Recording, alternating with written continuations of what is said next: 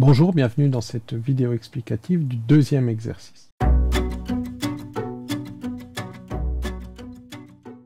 Aujourd'hui, il s'agira de faire un article de presse, simplement. Alors nous allons vous montrer un exemple qui vous permettra de comprendre dans quel sens je désire que nous allions avec ces articles, mais nous avons l'idée justement que chaque apprenant peut écrire un petit article comme je fais par ailleurs dans le monde.fr, une chronique régulière sur la ville africaine. À vous, ce sera votre tour de faire vous aussi votre chronique sur une ville, sur les villes africaines.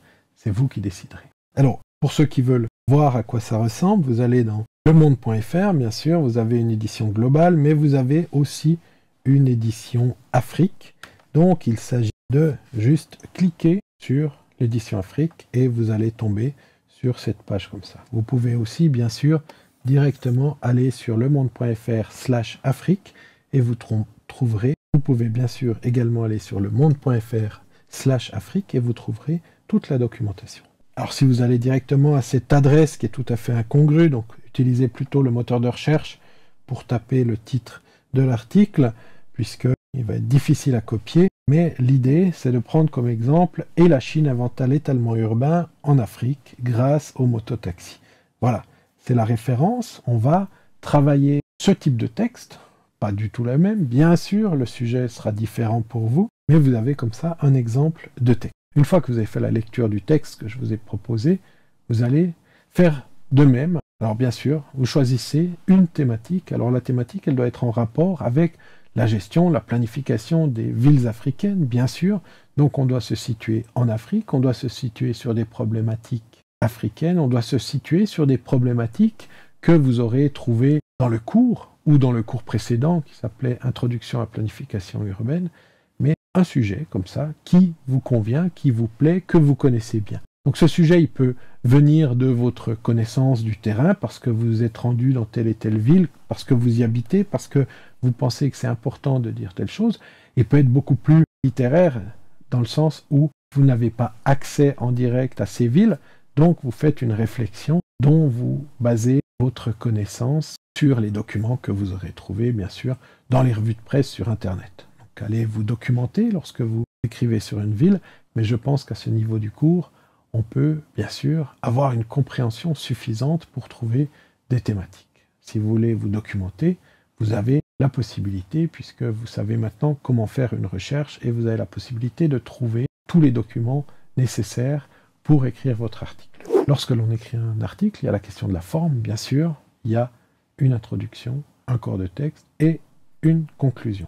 Alors ça peut être un texte suivi, on n'a pas besoin de faire 3 parties, on peut décliner par paragraphe, mais on est au début sur une sorte d'introduction qui va introduire le texte, ensuite le corps du texte où vous déroulez votre argument et bien sûr vous finissez toujours par une petite conclusion ou un rebondissement qui permet comme ça de boucler la boucle. La taille maintenant, 5000 signes, plus ou moins 10%, fixez-vous 5000 signes, c'est très très rapide, donc vous devez ciseler votre texte, vous devez le penser pour qu'il soit directement percutant. Enlevez tout ce qui n'intéresse pas votre propos et allez droit au but. C'est à peu près, lorsque vous êtes sur votre traitement de texte, 1 page et demie, 1 page entière, pas plus, c'est 5000 signes. Au niveau des chapitres, on va utiliser un seul niveau de titre. On ne commence pas à hiérarchiser des titres, des sous-titres et des sous-sous-titres sur 5000 signes. Il n'y a pas la place pour faire trop de hiérarchie. Donc on a un seul niveau de titre, si vous en mettez,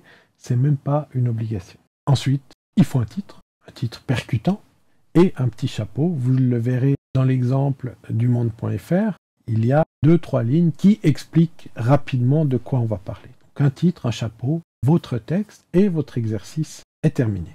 Un exemple ici, inondation, N'Djamena, ça peut être un sujet. Exemple ici, les périphéries des villes, sans aucune structure, ça peut être un sujet.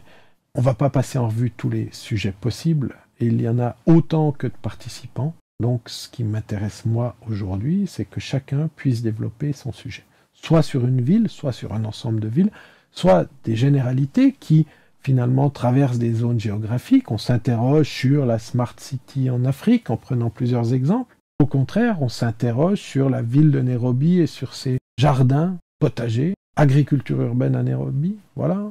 ou agriculture urbaine en Afrique, la question de la gestion urbaine à Kigali, on peut être sur des questions environnementales à Dakar, on peut être sur des questions de rente pétrolière à Pointe-Noire, au Congo, c'est égal. On a soit une ville, soit une thématique, soit on croise une thématique et une ville.